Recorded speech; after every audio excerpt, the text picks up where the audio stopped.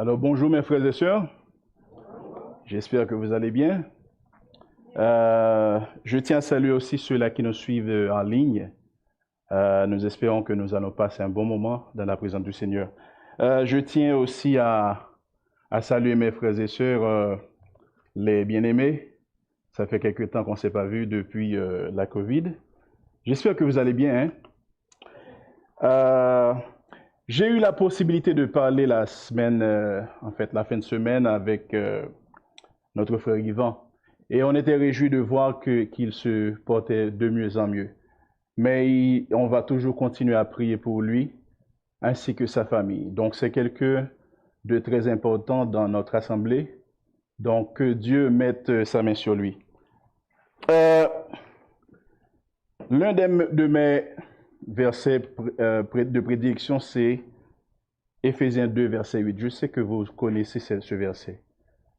Ça dit, c'est par la grâce que vous êtes sauvés, par le moyen de la foi.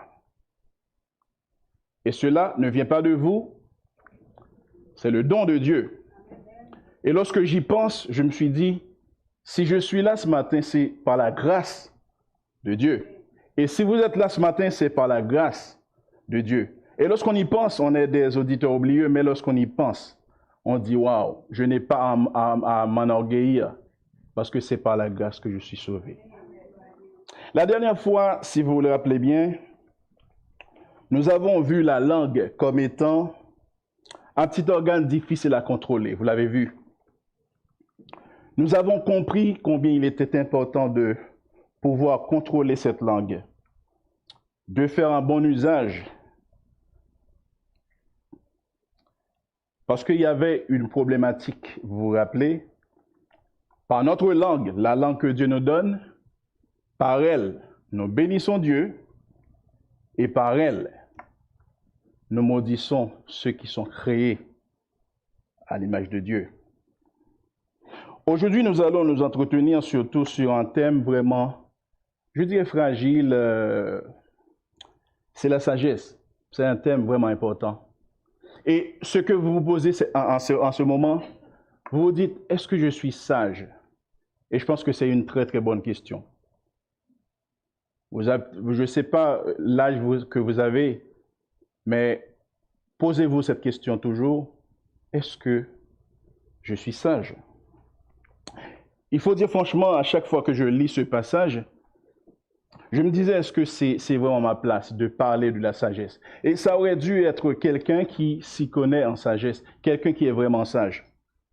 Mais grâce soit rendue à Dieu. Ce qu'on a lu tout à l'heure, c'est par la grâce que nous sommes sauvés. C'est juste par grâce qu'on est sage. Aujourd'hui, nous allons parler de ce thème vraiment important. C'est la sagesse. Et ce qu'on va surtout développer, c'est... Est-ce que j'ai pas...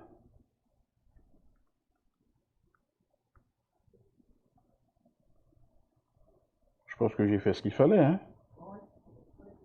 Ok, c'est bien. Alors, on va parler de la sagesse d'en haut et la sagesse d'en bas. Mes frères et sœurs, nous brossons tous le portrait de quelqu'un de sage. Nous faisons allusion lorsqu'on pense de la sagesse d'un homme sage, nous pensons aux philosophes, aux érudits, aux grands écrivains. Nous savons aussi pertinemment que un enfant sage est différent d'un adulte sage. Nous tenons pour acquis que plus quelqu'un est âgé, plus que cette personne gagne en sagesse. Mais est-ce que c'est totalement vrai? Sinon, tous les hommes et les femmes âgés seraient raisonnables. Pourquoi y a-t-il autant de leaders politiques qui se sont trempés jusqu'aux os dans la corruption, qui font des choses tellement atroces? Pourquoi y a-t-il tant de célébrités qui font la une dans les médias, dans les journaux? Il arrive que même dans le milieu religieux, nous assistons à des scandales inimaginables. Et par voie de conséquence, il y a beaucoup de divisions dans nos églises, dans nos assemblées. Et tout cela s'explique du fait que l'homme, l'être humain, ne peut pas se procurer, ne peut pas s'approprier la clé de la vraie sagesse. L'être humain fonde sa sagesse sur la logique et le savoir. Pour lui, ce n'est pas logique, c'est clair, ce n'est pas logique pour quelqu'un d'admettre que le Dieu des chrétiens puisse offrir Jésus-Christ qui donne la vie éternelle. Ce n'est pas du tout logique que des gens, que des chrétiens, hommes et femmes, puissent prêcher Jésus-Christ mort et crucifié, mort et ressuscité, puisqu'ils n'ont jamais vu Jésus-Christ. La Bible nous dit ceci dans 1 Corinthiens 1, versets 18 et 19. La prédication de la croix est une folie pour ceux qui périssent, mais pour nous qui sommes sauvés, elle est une puissance de Dieu. Aussi est-il écrit, écoutez bien, je détruirai la sagesse des sages et j'anéantirai l'intelligence des intelligents. L'une des caractéristiques clés qui rend l'homme sage est l'expérience. Et vous le savez bien, lorsqu'on dit que quelqu'un est sage, on pense à son expérience. Et en ce qui concerne l'homme régénéré, ce sont les épreuves, à savoir nous, ce sont les épreuves que Dieu permet dans sa vie qu'il assagisse. Peut-on être vraiment sage sans puiser la sagesse à la bonne source, mes frères et sœurs? Si la sagesse dépend de la maturité spirituelle, ne doit-elle pas viser la paix? Non seulement la paix avec Dieu, mais la paix entre les frères et sœurs.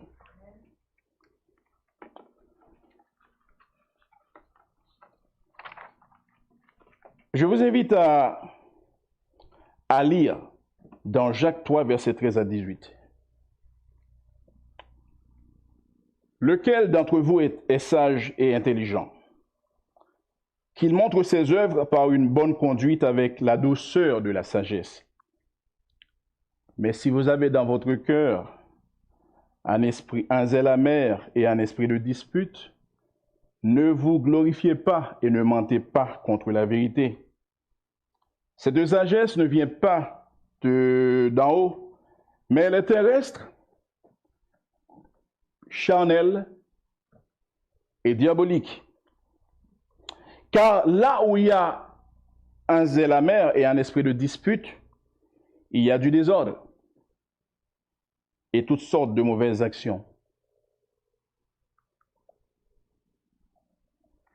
La sagesse d'en haut est premièrement pure, ensuite pacifique, modérée, conciliante, pleine de miséricorde et de bons fruits, exempte de toute duplicité, d'hypocrisie.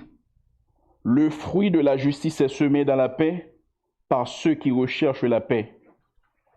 Prions.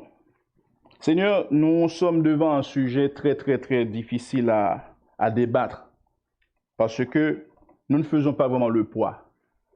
Mais ton Fils est sage et nous voulons vraiment puiser de ton Fils. Et alors, par ton Fils, à travers ton Fils, tu vois la sagesse chez nous, oh Dieu. Nous te demandons de bénir chaque frère et sœur ici présent. Que ce message soit un message d'édification, un message d'encouragement. Pas dans le but de culpabiliser leur cœur, mais plutôt, Dieu, d'ériger, de faire en sorte que les chrétiens grandissent et puissent gagner en maturité, cher Seigneur. Nous te demandons de bénir ce moment, au nom de Jésus. Amen. Ce passage que nous venons de lire, mes frères et sœurs, a un lien étroit avec les 12 premiers versets de ce chapitre, si vous vous rappelez, ça parlait de la langue. Où Jacques n'était pas d'avis que beaucoup de gens enseignent à cause de la complexité de la langue.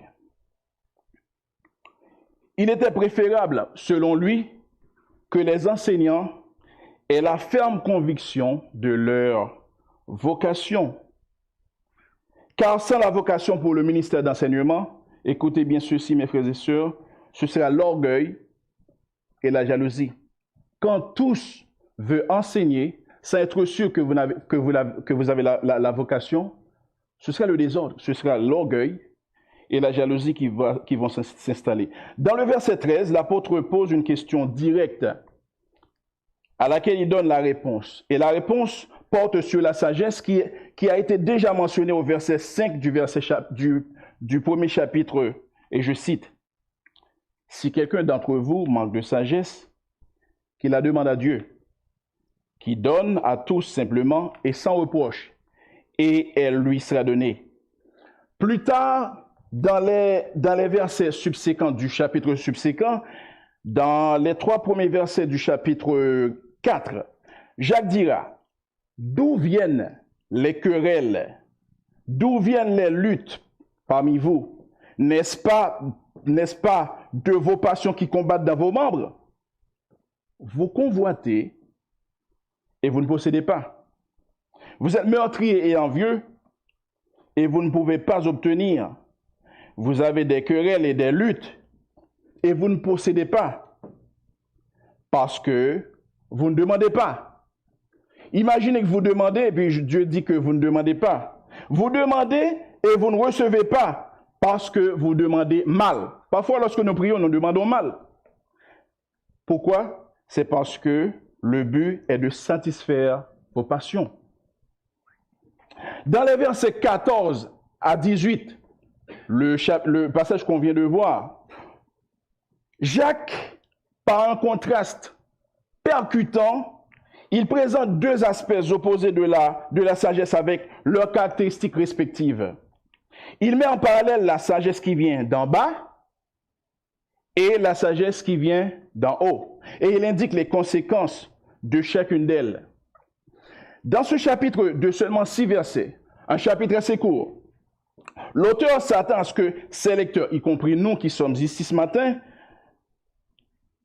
il veut que nous arrivions, premièrement, à examiner notre niveau de maturité, déterminer la sagesse qui vient d'en bas et rechercher la sagesse qui vient d'en haut.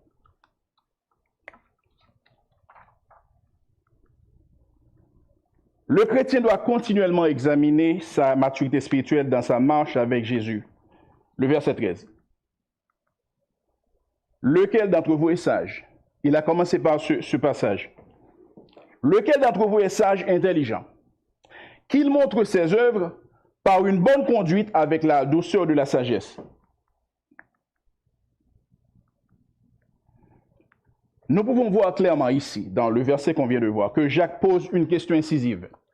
C'est une figure de rhétorique parce qu'il pose une question pour laquelle il veut vous pensiez. Il veut juste que vous ayez une idée. Est-ce qu'il veut que vous répondiez? Pas forcément.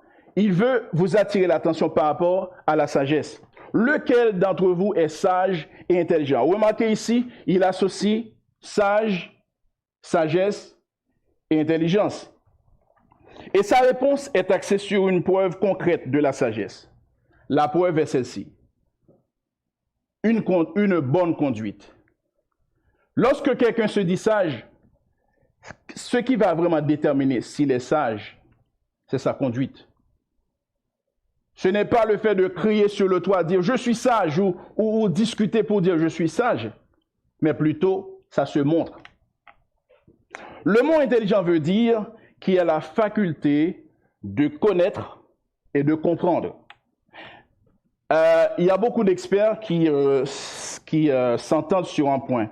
Il y a les experts, ils répertorient 8 formes d'intelligence. C'est sûr que vous connaissez quelques-unes d'entre elles. Il y a verbal, il y a logico-mathématique, il y a musical, lorsque j'y pense, je pense à Michel. Il y a corporel, il y a visuel et spatial, il y a naturaliste, il y a interpersonnel, intrapersonnel. Mais il est important de constater dans ce verset que Jacques n'aborde pas l'intelligence sur le plan scientifique, mais plutôt sous une forme plus profonde, c'est l'intelligence spirituelle. C'est évident, parce qu'il parlait à des hommes et des femmes qui sont censés être des gens spirituels. Le mot sage signifie qui a un art de vivre supérieur ou qui peut être considéré comme un modèle. Lorsqu'on y pense, un sage, c'est pratiquement un modèle. Si vous dites ce type, il est sage, c'est sûr que dans votre tête, c'est quelqu'un à qui je dois me référer lorsque je dois avoir des conseils, parce que c'est un sage. Il semble évident qu'un homme sage est censé avoir les caractéristiques suivantes: l'expérience et l'âge. Et quand nous avons des conseils, nous avons juste qu'à nous référer à ces genres de personnes. Mais la sagesse de Dieu dépasse toute logique humaine.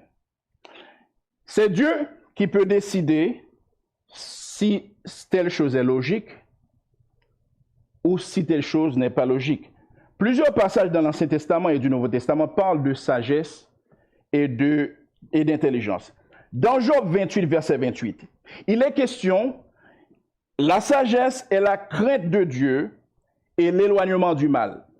Lorsqu'on est sage, on doit craindre Dieu, on s'éloigne du mal.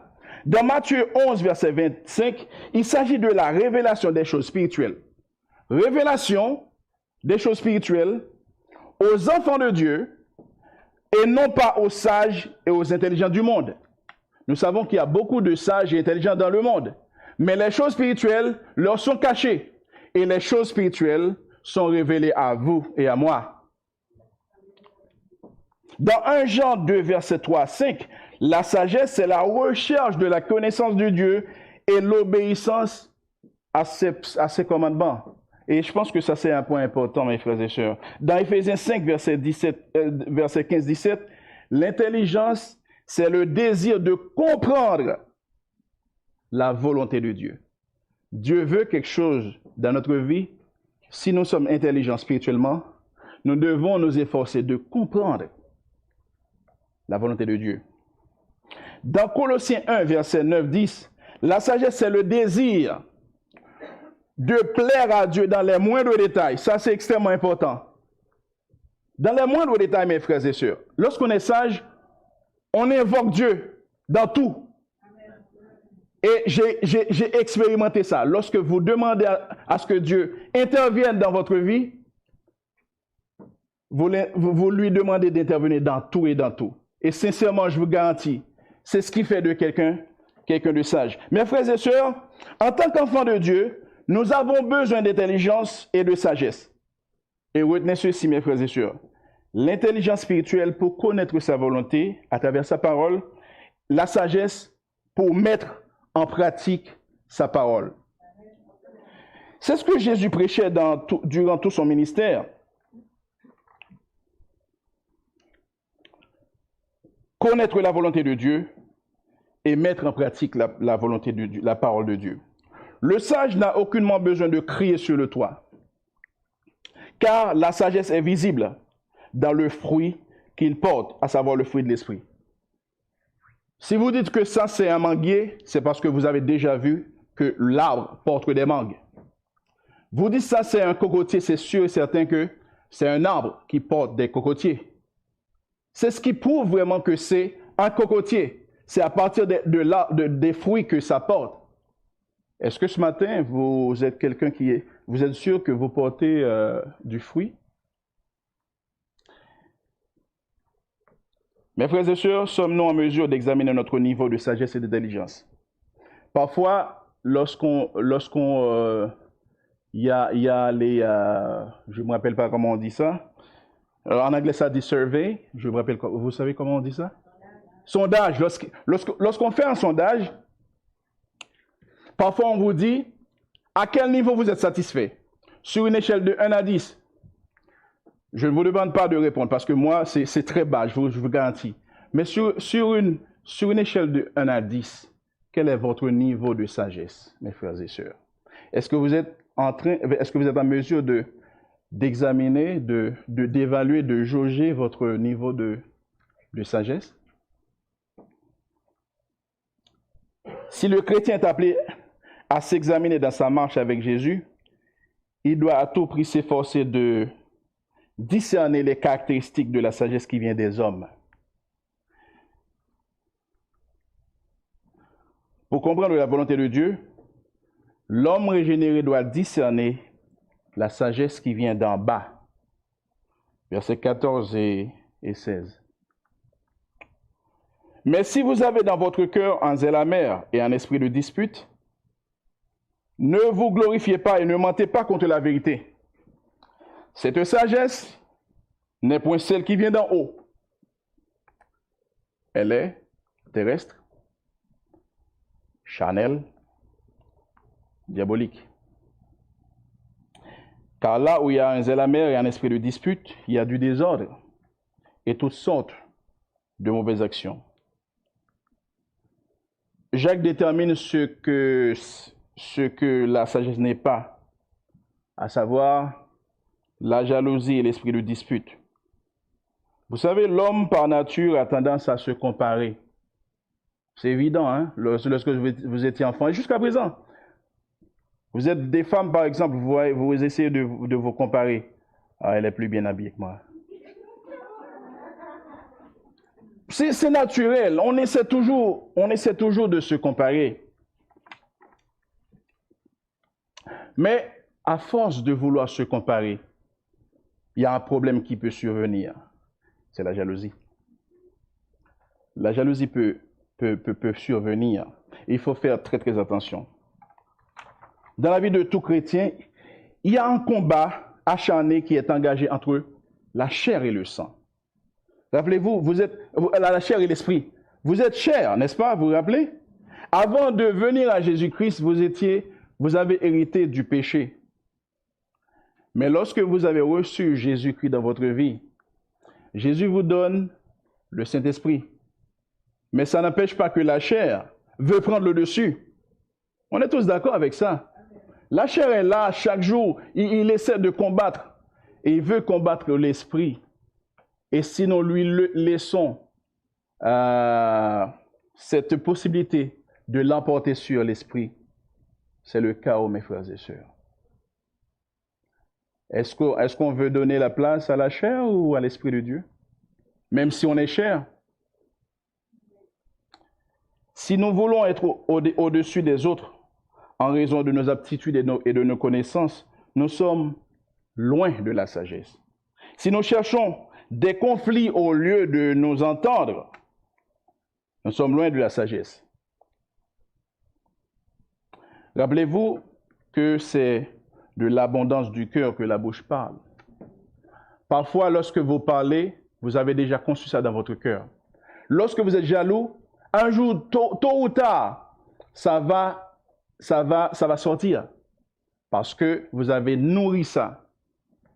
Est-ce qu'il faut qu'on nourrisse la jalousie, mes frères et sœurs?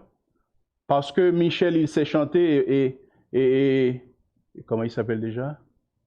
Et Daniel là-bas, il ne sait pas chanter? Est-ce que Daniel doit jalouser Michel? J'espère que non. Il espère que non. Oui. L'orgueil qui nous habite, mes frères et sœurs, nous pousse à nous glorifier. Et en nous glorifiant, nous avons tendance à rabaisser les autres. Et nous serons jaloux des autres et nous entrerons en conflit avec eux, tôt ou tard. Jacques donne, vous l'avez vu, et j'espère que vous avez pu retenir ça, sans regarder à l'écran puisqu'il n'y aura pas d'écran. Il y a 3 caractéristiques que Jacques décrit par rapport à la sagesse d'en bas. Je vous écoute. Premièrement, elle est Chanel, pas Chanel avant. Terrestre, c'est ça, Gisèle, merci. Elle est terrestre. Deuxièmement, Chanel. Et troisièmement, le troisième mot, c'est fort, hein? La sagesse humaine est terrestre, car la source et les standards de celle-ci proviennent du monde. Cette sagesse ne vient pas d'en haut, mais ça vient du monde. Cette sagesse est basée sur quelque chose, l'égocentrisme. C'est toujours moi. Si c'est pas moi, c'est pas bon. Ça doit être toujours moi. Si c'est pas moi qui fais ça, qui fait ça, c'est pas bon. L'autre, il peut pas faire mieux. C'est terrestre. Cette sagesse, elle est terrestre. La sagesse humaine est charnelle ou animale. Le côté de cette sagesse n'a rien à voir avec la foi. Et si la foi est absente, cela veut dire que Jésus est absente dans la vie de celui qui pense, qui croit être sage. Cela signifie que l'Esprit de Dieu est absent dans le soi-disant croyant. Alors, cette sagesse a un nom. Elle est non spirituelle. Quelqu'un qui n'a pas la foi, même si vous êtes à l'église, vous n'avez pas la foi en Jésus-Christ pour le salut de votre âme, vous n'avez pas la foi, vous êtes non spirituel. Donc cette sagesse, elle est non spirituelle. Et cette sagesse a pour conséquence de faire du tort à autrui. Lorsqu'on veut agir selon notre chair, ce qui arrive, mes frères et sœurs, ça fait du tort à nos frères et sœurs. Parce qu'on ne partage pas l'amour de Dieu. On n'a pas foi en lui, on ne partage pas son amour. La sagesse humaine est diabolique. Et je pense que c'est le mot le plus fort ici. Nous pouvons toujours, n'importe qui, nous pouvons penser que l'auteur exagère en utilisant ce mot. Mais Jacques veut nous mettre en garde contre l'influence de Satan dans les moindres détails. La sagesse d'en bas est provoquée par le diable, qui est l'ennemi de nos âmes. Mes frères et sœurs, oubliez que Satan intervient à tout moment dans notre vie, c'est oublier ce que la Bible dit dans 1 Pierre 5, verset 8. Soyez sobre, veillez. Sobre veut dire que vous n'avez pas bu d'alcool. Mais dans ce contexte, il faut être lucide spirituellement. Il faut veiller. Pourquoi faut-il veiller? Parce que nous avons un adversaire puissant, pas tout puissant, mais puissant. Il rôde autour de nous comme un lion rugissant. Je ne sais pas, est-ce qu'au Canada, il y a des lions? Non. Mais sinon, Michel l'aurait vu. Il n'y a pas de lion. Alors, un lion, c'est un animal féroce, un animal qui est assoiffé de proie. C'est comme un lion, Satan est comme un lion, rugissant, qui cherche qui il dévorera. Dans Matthieu 16, verset 23, Satan avait influencé un disciple qui aimait beaucoup Jésus-Christ. C'était Pierre. Lorsqu'on parle de disciple qui aimait Jésus, on pense toujours à jamais. Pierre aimait beaucoup Jésus-Christ. Et c'est surprenant ce que Jésus lui a dit un jour dans Matthieu 16, verset 23. Écoutez. Satan a influencé Pierre et voici ce qu'a dit Jésus. Mais Jésus, se retournant, dit à Pierre, « Arrière de moi, Satan. » Est-ce qu'il traite Pierre de Satan? Non. Ça nous invite à comprendre que Satan peut entrer dans n'importe quelle personne. On n'est pas trop spirituel pour que Satan nous tente, parce que Satan nous tente. C'est comme un lion rugissant qui rôde. Rôde veut dire il ne chôme jamais, il est toujours là. Il bouge, il travaille. Pierre était toujours avec Jésus-Christ. Est-ce que Satan l'a tenté? Oui. Et Satan veut tenter chacun ici présent. Et Satan veut nous faire croire que nous avons la sagesse. Mais c'est faux. La sagesse humaine ne peut nous aider en aucune façon à comprendre les pensées de Dieu. Rappelez-vous, remarquez ce que Jésus, après avoir dit à Pierre, « Arrière de moi, Satan », il lui a dit, « Tu mets en scandale, car tes pensées ne sont pas les pensées de Dieu, mais celles des hommes. Satan utilise nos pensées, il nous influence. Parce que nous regardons, parce que nous écoutons, ils veulent nous influencer encore aujourd'hui. Je suis sûr qu'il va vous tenter aujourd'hui, demain, chaque jour. Mais il faut veiller. Soyez sobre, veillez.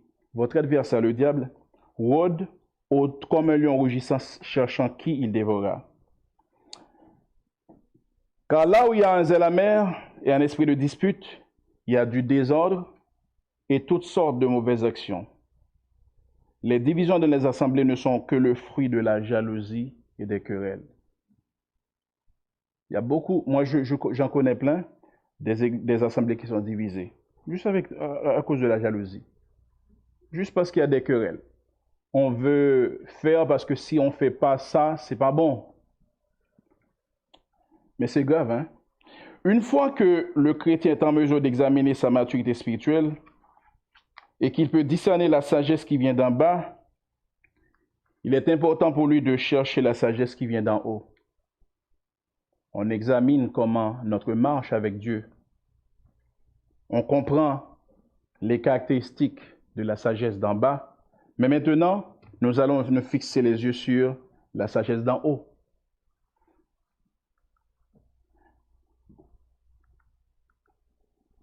Le sage est celui qui cherche à s'approprier jour après jour la sagesse qui vient d'en haut. Versets 17 et 18. La sagesse d'en haut est premièrement pure, ensuite pacifique, modérée, conciliante, pleine de miséricorde et de bons fruits, exempt de duplicité, d'hypocrisie. Le fruit de la justice est semé dans la paix par ceux qui recherchent la paix. Jacques peint le tableau de la sagesse d'en haut en utilisant plus de qualificatifs que celle que nous avons vue tout à l'heure, la sagesse d'en bas. Elle est premièrement pure. La qualité première est l'absence de tout mal. Lorsqu'on parle de pureté sur le plan spirituel, on voit absence de mal. C'est comme du lait pur. Lorsque vous buvez du lait, vous ne mélangez pas ça, donc c'est pur.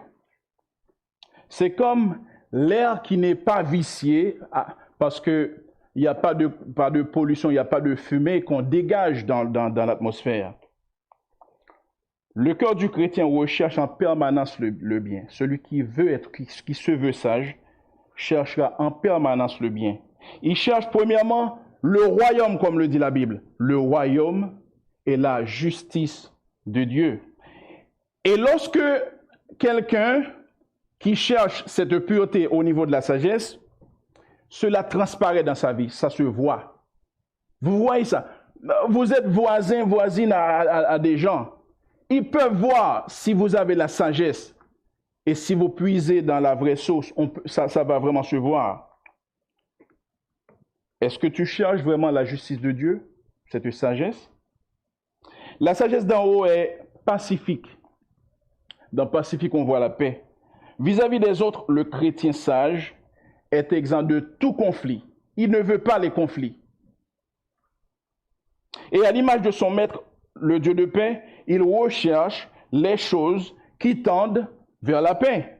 Jésus nous dit dans Matthieu 5, verset 9, « Heureux ceux qui procurent la paix, car ils seront appelés fils de Dieu. » Comment veut-on être fils de Dieu et qu'on ne poursuit pas la paix?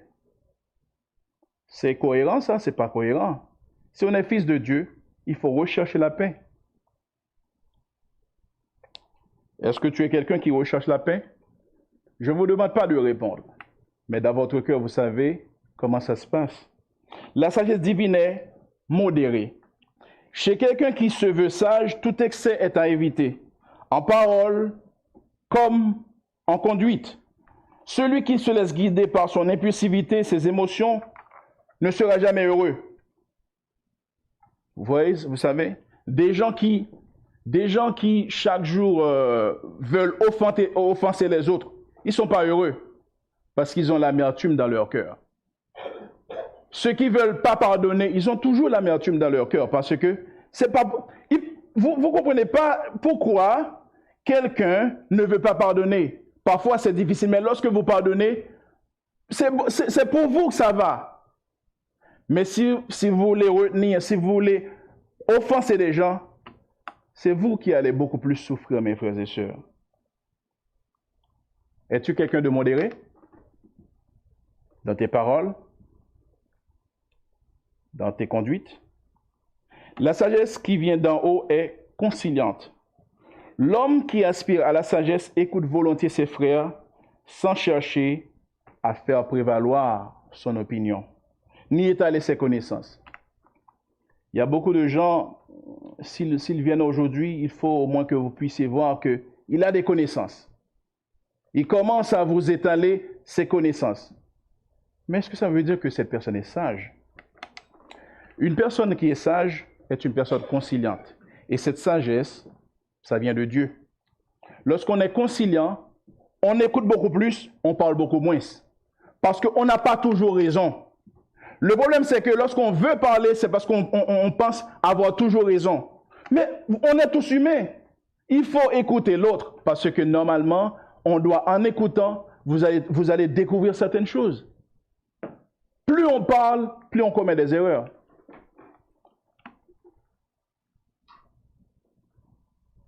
Es-tu prêt à écouter beaucoup plus, mes frères et sœurs?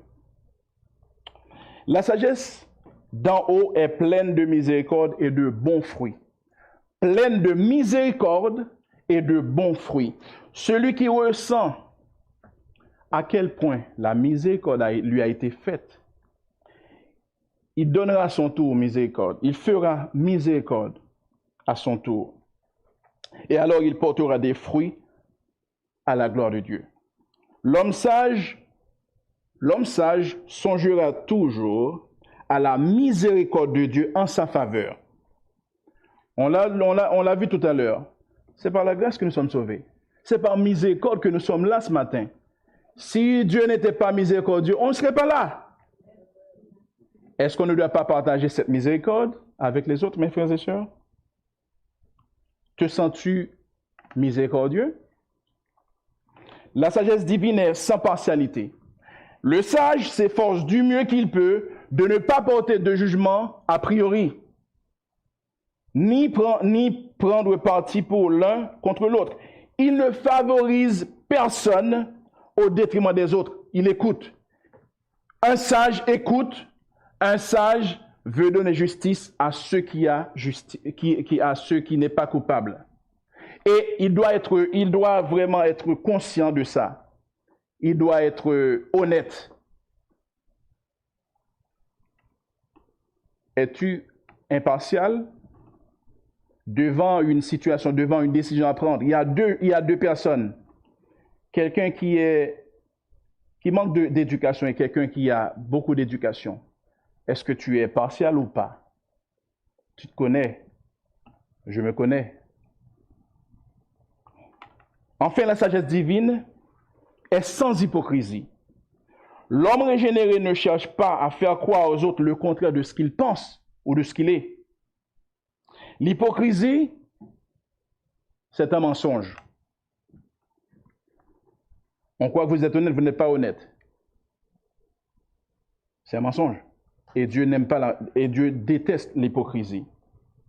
Le chrétien qui recherche la sagesse d'en haut veut être vrai.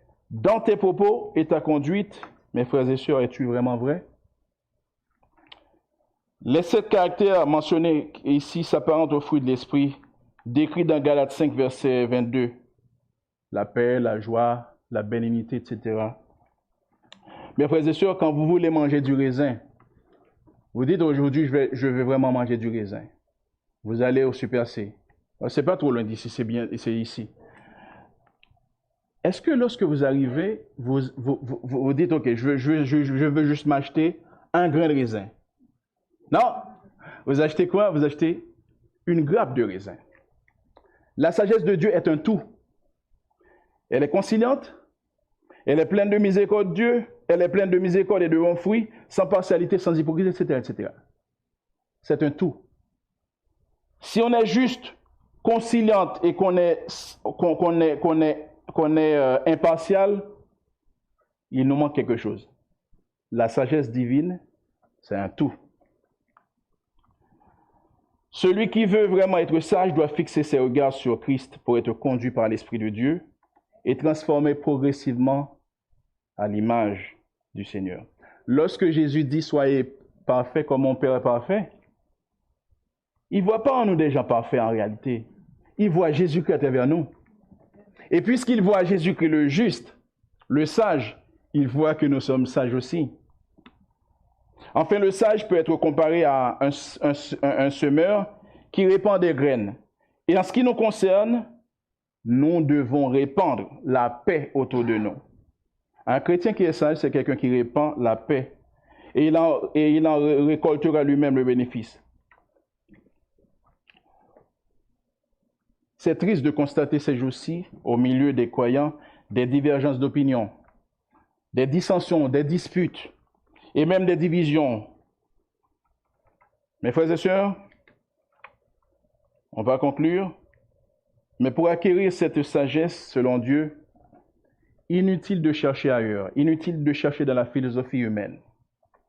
Car la vraie sagesse se trouve dans celui qui a tout créé et qui nous enseigne à marcher comme lui, il a marché. Si nous voulons suivre Jésus-Christ, nous voulons vraiment suivre Jésus-Christ, on est déclaré sage. C'est Dieu qui fait son œuvre. Nous venons de voir que nous devons nous examiner dans notre marche avec Dieu, discerner la sagesse du monde et nous approprier la sagesse qui vient de Dieu. Nous savons, et c'est une évidence, que la lumière est séparée des ténèbres. La sagesse humaine est totalement différente de la sagesse divine. Tandis que la sagesse de l'homme est temporelle, la sagesse divine, elle est éternelle. Tandis que la sagesse de l'homme est corrompue par la pensée déchue, la sagesse de Dieu est pure. Alors que la sagesse de l'homme est démoniaque, la sagesse de Dieu est divine. La sagesse de l'homme est centrée sur la culture, mais la sagesse de Dieu est centrée sur la croix. Par le sacrifice de Jésus-Christ, nous sommes sages aujourd'hui. Mais c'est juste en Jésus-Christ. Le monde perçoit la sagesse de Dieu comme une folie parce que tout simplement, la sagesse de Dieu dépasse l'entendement humain. Frères et sœurs, la sagesse qui vient de Dieu nous est totalement nécessaire, tant pour notre conduite personnelle, individuelle, que pour notre marche collective. Je voudrais que vous reteniez ceci, mes frères et sœurs.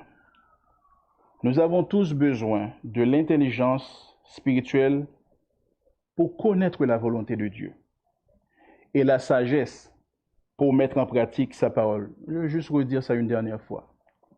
Nous avons besoin de l'intelligence spirituelle pour connaître la volonté de Dieu et la sagesse pour mettre en pratique sa parole. Prions. Seigneur, nous te remercions pour ce parcours. C'est toi le sage. Nous, on n'est personne. On n'est rien. Et il n'y a rien de bon qui puisse sortir d'un pécheur, Dieu.